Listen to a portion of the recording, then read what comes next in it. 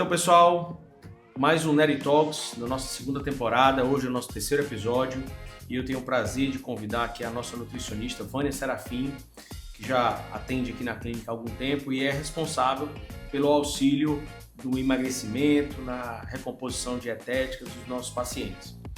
E hoje a gente vai trazer um tema que é bem popular, está bem em alta nas redes sociais, que são as canetas emagrecedoras ou os análogos do GLP-1, né?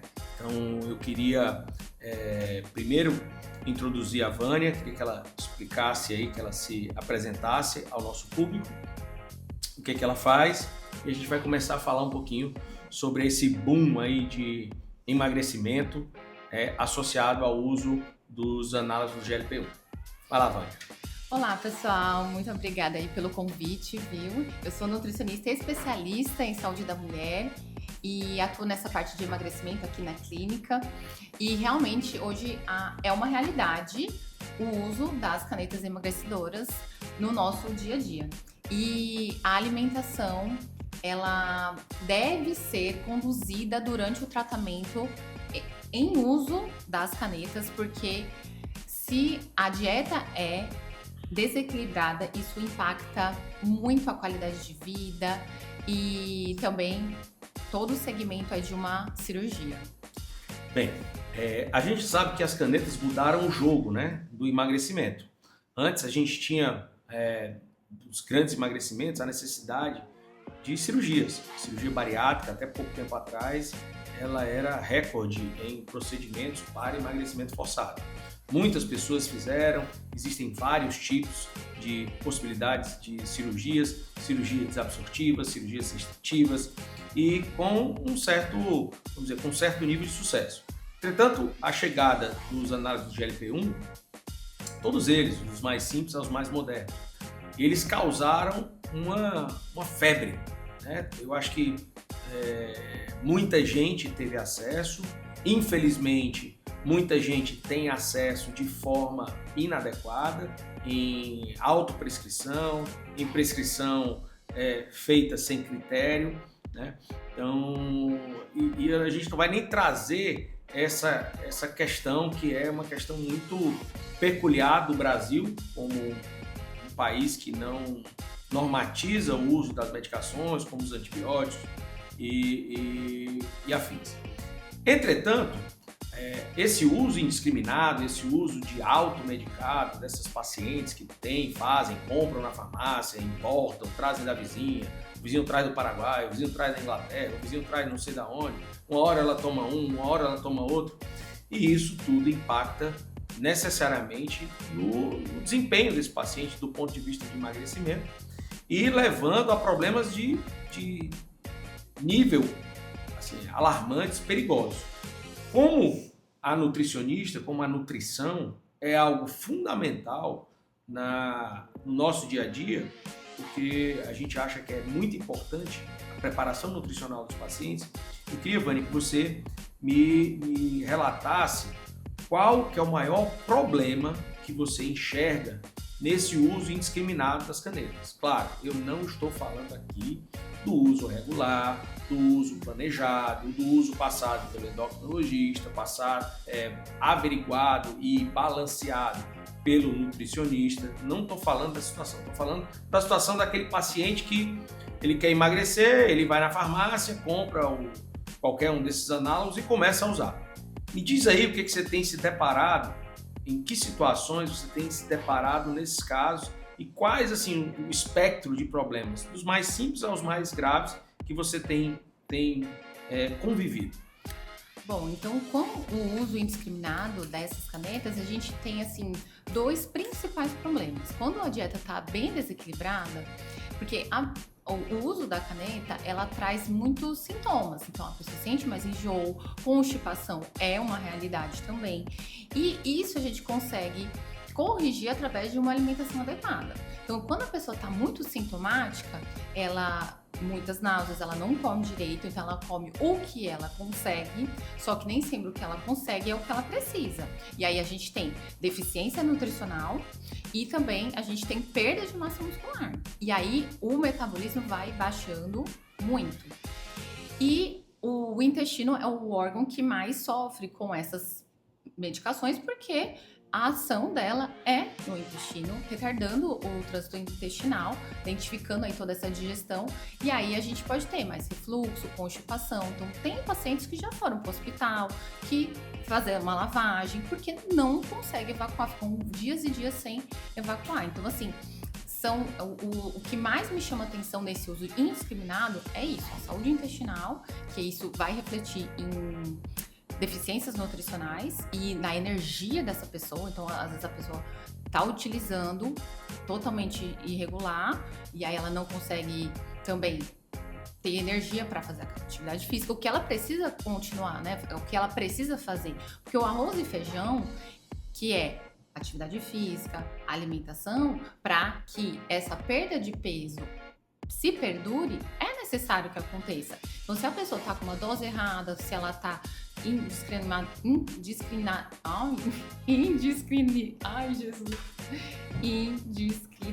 Indiscriminadamente. Isso, exatamente. Ela não tá conseguindo, ela tá se automedicando e aí não consegue fazer as coisas do dia a dia dela que ela precisa fazer, que é o arroz e feijão, né? Que é a atividade física, a alimentação, isso vai impactar na qualidade de vida dela. E aí isso é o emagrecimento a qualquer custo.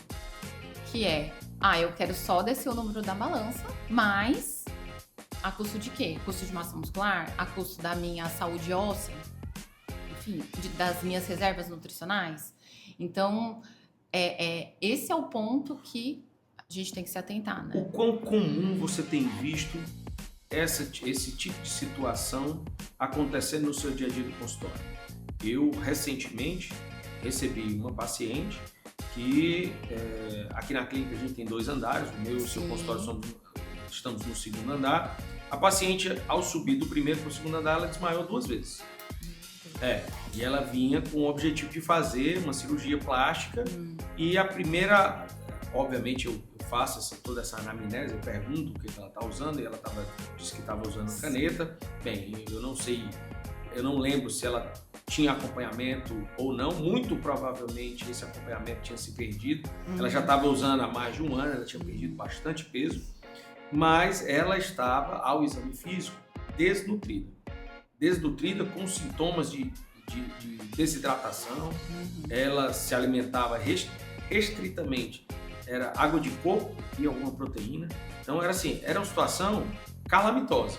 Tá? E eu fiz esse alerta, eu disse, olha, é impossível você operar, você está realmente desnutrida, você precisa de um acompanhamento endocrinológico, um acompanhamento nutricional com extrema urgência para que você tenha capacidade cicatricial. Não é realizar a cirurgia, é cicatrizar da cirurgia.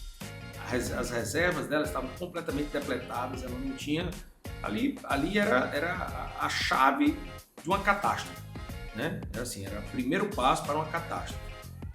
Bem, o quão comum você tem se deparado com situações desse nível? Assim, nesse nível, graças a Deus, não tenho chegado assim no meu consultório. Mas eu vejo também que já chegou, às vezes, uma questão realmente psicológica que já está passando de um extremo.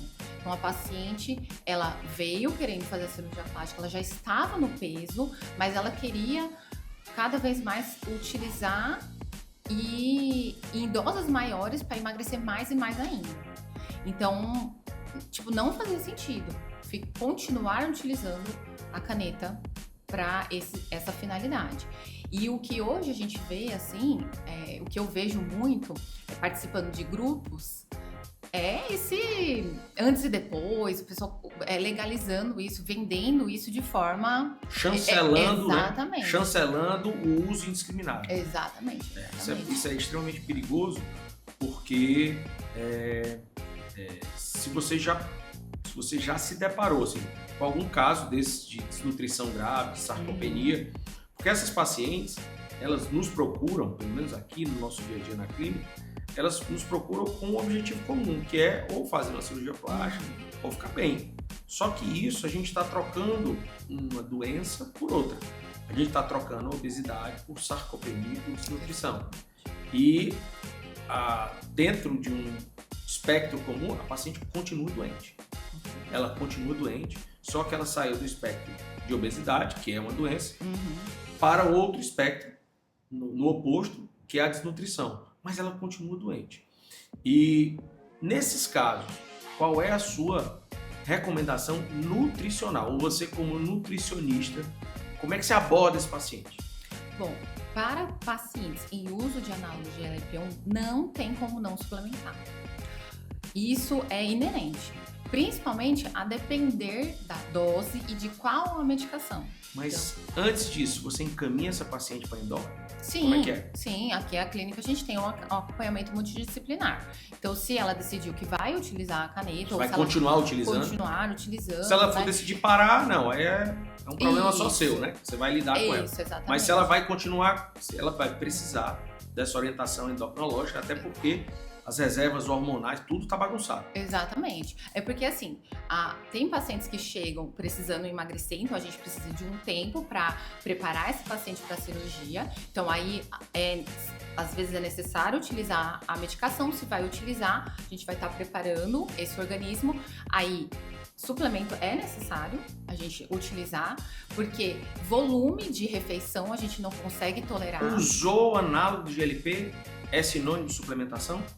Assim, hoje que tem já regulado é o Mounjaro, mais comum, e tem o Wegovy. O que eu percebo na minha prática clínica é que com o Mounjaro, que é mais forte, vamos dizer assim, tem que suplementar.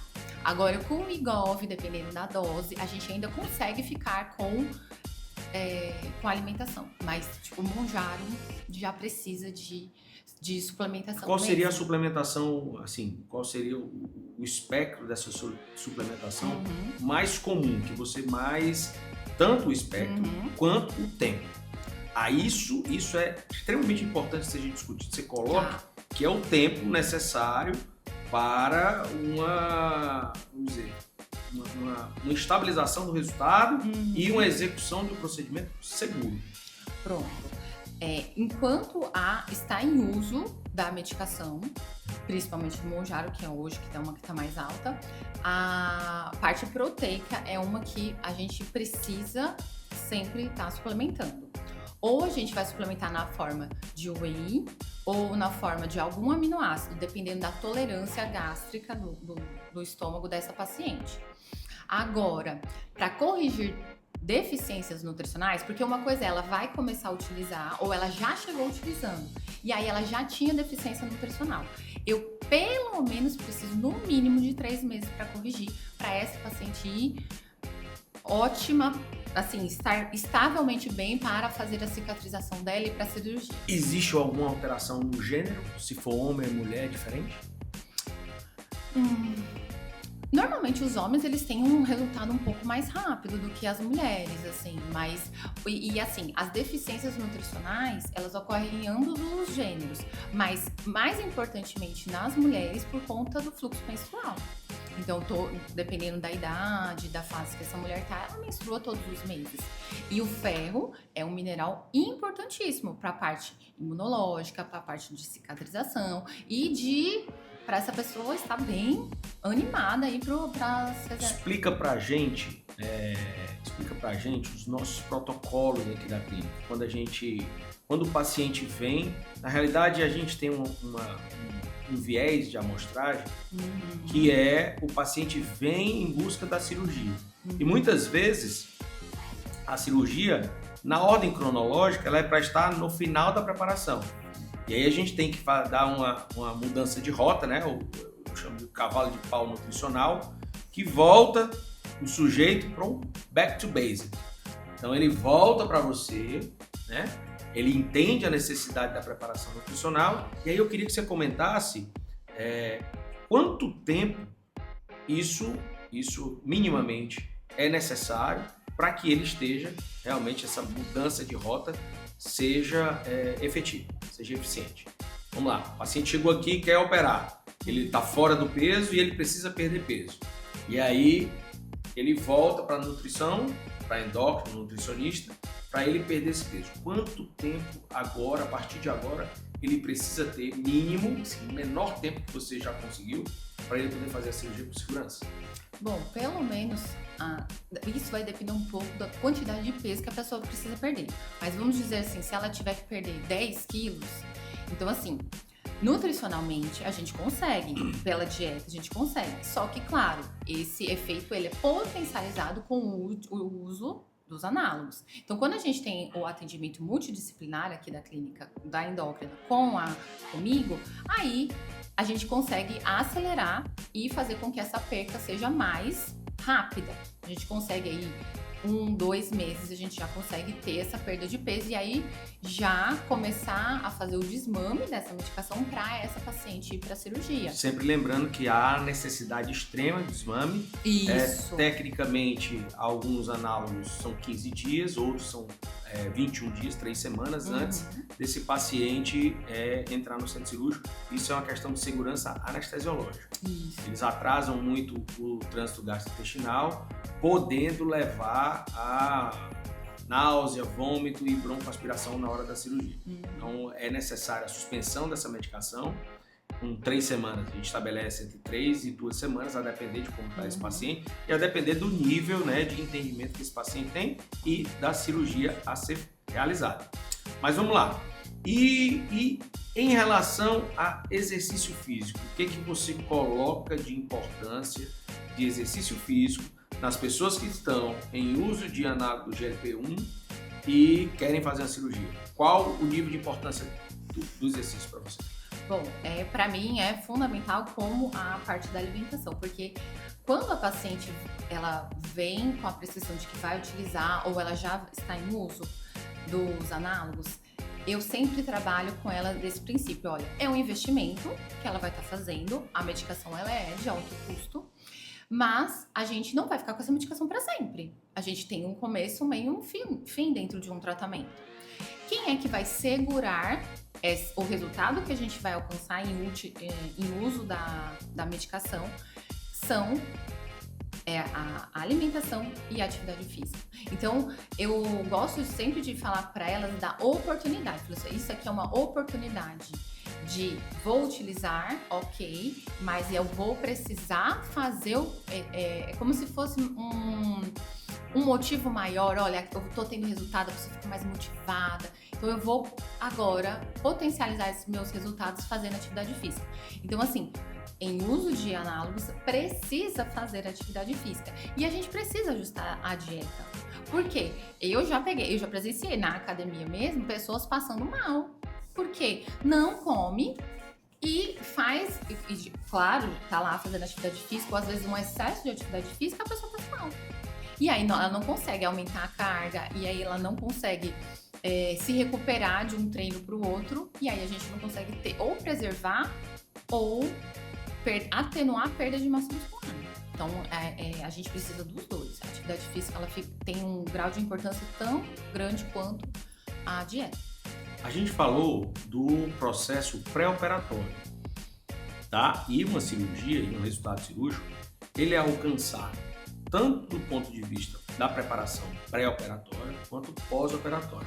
Queria que você falasse qual é a nossa metodologia aqui na clínica do acompanhamento pós-operatório. Por quê? Porque é muito comum também o paciente faz esse gasto energético para se preparar para a cirurgia, do ponto de vista pré, ela atinge o peso, ela opera e depois ela apaga absolutamente tudo que ela fez no pós-operatório, e tem reganho, e tem abandono do exercício. Então, qual o recado e qual o nível de importância que você dá para essa manutenção pós-operatória? O seu acompanhamento, ele vai até quando do ponto de vista pós-operatório? Bom, eu trabalho com as pacientes durante o pré para a gente se preparar, então eu já vou reforçando e essa mudança de estilo de vida, e o pós-operatório ele precisa continuar com essa manutenção. Então eu gosto, por exemplo, de fazer uma dieta para o pós-operatório para ela se recuperar. Então a dieta é diferente logo assim que ela realiza a cirurgia, e depois a gente fica se encontrando, ou pelo menos a cada 60 dias, até essa paciente receber alta, que aí é receber a alta nutricional. Então a gente já isso demora mais ou menos uns 6 meses, que aí o quê? Ela já estabeleceu os hábitos de atividade física, ela já criou uma noção do que ela pode ou não se alimentar. Então eu vou construindo também essas orientações para que ela tenha uma noção. Olha, vai ter festas, confraternizações, que isso acontece na vida de todo ser humano. Então a gente vai construindo possibilidades. O que eu posso comer quando eu viajo? O que eu posso comer quando eu tenho uma festa de confraternização?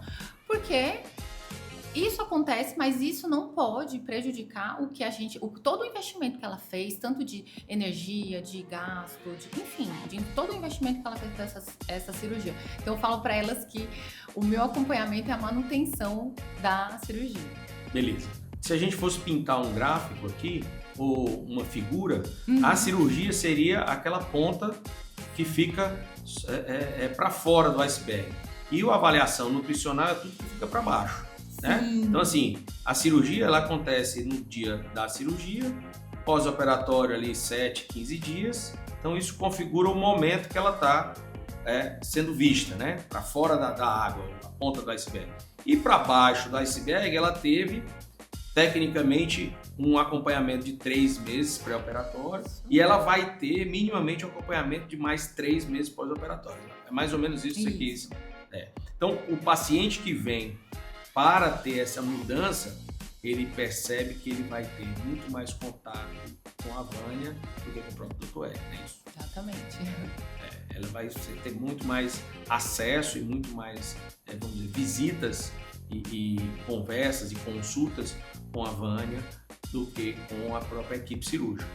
Mas isso demonstra que um dado que eu sempre falo, que a cirurgia ela não se resume ao que acontece no centro cirúrgico. O processo cirúrgico ele é acompanhado de um espectro que vai do pré-operatório, do planejamento, do cuidado que você tem com o planejamento e com o cuidado e a dinâmica tecidual, quando a gente fala do ponto de vista de cicatrização e do ponto de vista da preparação e estabilização nutricional e exercício físico. Então, é isso que a gente tem que passar nesse podcast, nesses momentos, é que é um planejamento global, é um planejamento multidisciplinar. Aqui a gente tem uma equipe bem entrosada e ampla, é grande a equipe, que vai atender o paciente para que a gente mantenha esse resultado, tanto de altíssima qualidade, de alto padrão, de alto nível, quanto longevo, que ele dure. Porque a mudança, né, a mudança da percepção, a mudança da dieta, a mudança do exercício físico é algo que a gente quer que perdure, que fique com o paciente. Aqui o nosso objetivo maior seria esse. Mas aí eu tenho ainda algumas dúvidas relacionadas à dieta e relacionados ao uso dos análogos de GLP-1. Quando geralmente há suspensão? Quando é que você diz assim, não, vamos suspender, está na hora, e se você encontra ou não resistência dos pacientes? Porque, enfim, toda bengala, ela ajuda no começo. E na hora de tirar a bengala é como a cinta pós-operatória. As mulheres odeiam usar a cinta, mas 6 meses depois você encontra com ela, está usando a cinta. Por que você está usando essa cinta? Porque eu no começo eu achava ruim, mas agora eu adoro ela, me ajuda, me dá segurança. Então, o GLP-1, o análogo do GLP-1, deve ter esse mesmo comportamento. Quando é que você pede para tirar? Bom, claro que o desmame da medicação ele deve ser feito conforme a orientação do médico que prescreveu. Mas uma coisa que a gente vai conversando também, eu e a Bia, que é a nossa endócrina, que aí quando a gente vê que às vezes a dose tá até na progressão também de dose, tá? Que eu vou exemplificar. Porque o tratamento ele começa normalmente com a dose inicial e tem as progressões. Mas às vezes se o paciente não está estável, ele não está conseguindo comer, a gente está tendo muitos sintomas, não faz sentido a gente ficar subindo dose. E a partir do momento que o paciente ele já alcançou o peso, a gente já viu melhora da saúde, dos parâmetros bioquímicos, enfim, e a gente já construiu esse hábito, e todos esses hábitos, vale a pena a gente já iniciar o desmame. Então, até aí, claro que aí ela que faz a orientação de como é que faz esse desmame, mas eu vou ajustando também a dieta para esse desmame. Isso é fundamental, porque a tendência é que no desmame o paciente sinta mais fome. Claro que a medicação ela tem essa ação, então aí eu preciso ajustar a dieta com alimentos que favorecem mais e estimulem mais a saciedade. Então, a fibra tem que ser muito maior, o aporte de proteína tem que ser muito maior e a pessoa vai conseguindo comer mais também. E eu tenho uma dúvida, mas essa é uma dúvida pessoal. Sim. Que eu acho que a maioria dos nossos ouvintes e nossos seguidores vão ter, que é esse preparo, essa dieta. Como é que é? Por exemplo, é muito difícil para eu me transportar a essa realidade, é muito difícil a gente ter acesso a comida de alto valor nutritivo, por exemplo, sendo um executivo, um cara que está um dia aqui, um cara que está outro dia lá, sendo um médico que passa o dia dentro, sendo um cirurgião que acorda às 5h30 da manhã e vai almoçar, sei lá, 2, 3 da tarde, e ele não tem tempo para sair daquela situação, porque, enfim, não dá para sair. Como é? Qual é o desafio, o maior desafio de pegar esses pacientes que têm uma vida extremamente atribulada e muito corrida e que não dá para você fazer uma dieta bem elaborada, que não dá espaço. Qual é a tua solução? Qual é a saída para isso? Então, aí é justamente isso que eu faço no atendimento, é que eu faço a dieta conforme a rotina do paciente. Então, assim, a gente vai ter que trabalhar com a realidade que você tem. Então, assim, no café da manhã não dá pra eu fazer aquele café da manhã de hotel em casa, tá tudo bem. Então, faremos aonde? Deixa eu te fazer uma pergunta. E tem gente, tem gente que consegue fazer café da manhã de hotel? Tem gente que consegue. E tem gente, na verdade, assim, ó. Tem gente que gosta de comer sempre a mesma coisa. E tem gente que, se eu colocar uma opção no cardápio, não enjoo, não aguento mais. Então, assim, são perfis diferentes. Então, eu preciso estar adaptando para essa pessoa. Vou ter que colocar mais opções. Para a pessoa que tem pouco tempo para pensar ou pouca variedade, a gente vai ter que estar trabalhando com o que ela tem. Então, assim, trabalhar opções super práticas e dentro de um mínimo que tem que ter numa refeição. Então, assim, por exemplo, vou dar o exemplo aqui de um café da manhã. Um café da manhã tem que ter uma proteína. Só que aí, por exemplo, em um uso de análise do GLP-1, há uma alteração do paladar. Então, às vezes a pessoa, o ovo é uma proteína, mas tem gente que não tolera ovo de manhã. Aí se eu coloco, a pessoa não vai conseguir. Então a gente tem que colocar uma outra coisa. Vamos fazer um shake, então, que a gente coloca tudo e normalmente, tô assim, prática clínica mesmo, normalmente uma vitamina de manhã entra melhor do que um pão com ovo, com fruta, entendeu? Então eu vou ter que ajustar dentro da realidade do paciente. Dá pra fazer uma vitamina no café da manhã? Não dá. Vai ser um suco. Podemos colocar um whey dentro desse suco? Podemos. Então vamos fazer assim. Você entende? Então, assim, por isso que é isso que a gente trabalha dentro do nosso acompanhamento, a personalização. E é engraçado que as pacientes vêm pra mim com esse objetivo. Eu quero emagrecer, mas aí quando a gente vai avaliar toda a vida e todos os sintomas da paciente, ela tem dor de cabeça todos os dias, tem constipação crônica, tem várias deficiências nutricionais que ela não se atenta e ela acha comum isso.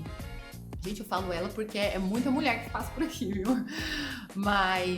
E aí, o objetivo dela é emagrecer, mas eu vou, como nutricionista, olhar também para esse outro lado de qualidade de vida. Porque eu não quero só emagrecer essa paciente, eu quero que ela tenha mais qualidade de vida. É isso que a gente preza aqui no nosso atendimento.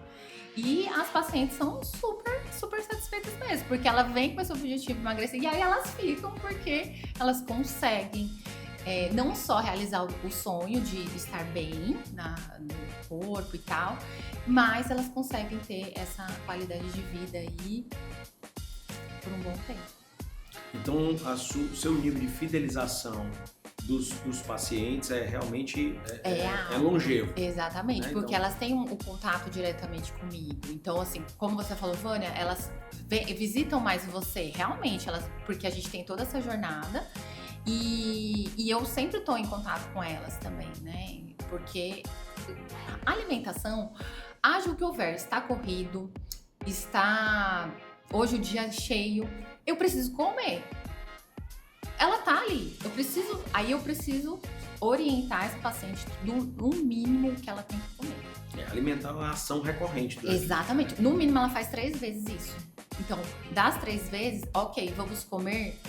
É muito corrido, ok. Vamos comer o melhor dentro da sua possibilidade. E você tem algum, vamos dizer, um e-book, algum livro de receitas, alguma coisa que você passa para os seus pacientes? Tenho. Aí assim, eu passo, mas aí o perfil da paciente, ela gosta de cozinhar? Ela tem alguém que cozinha? Ou ela faz todas as refeições fora? Então aí vai variando, mas tenho. Há alguma possibilidade de você ensinar isso? Sim, também. Temos a nossa...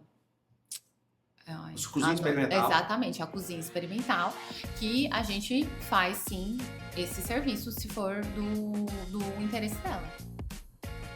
Então é isso, pessoal. A gente está terminando mais esse episódio, né? Na segunda temporada do Neri Talks. Hoje nós tivemos o prazer de falar com a Vânia Serafim, nutricionista aqui que já trabalha com a gente há algum tempo. Queria agradecer a sua presença. Eu acho que foi muito esclarecedora. Tá? E peço a todos que assinem o nosso canal, divulguem o nosso trabalho. A gente tem muito empenho em trazer informações úteis, um conteúdo esclarecedor e de alta valia. Então, a Vânia tem uma expertise fenomenal em relação às dietas e nós não ficaremos com esse episódio só. Tá? A gente tem muita coisa a falar. Como ela falou, a alimentação é algo recorrente. Então, um abraço, cliquem aqui no nosso canal, assinem o nosso canal e compartilhem esse podcast, esse link com seus amigos, parentes, convidados. Divulga que vai ajudar a gente. Um grande abraço, fiquem com Deus. Tchau.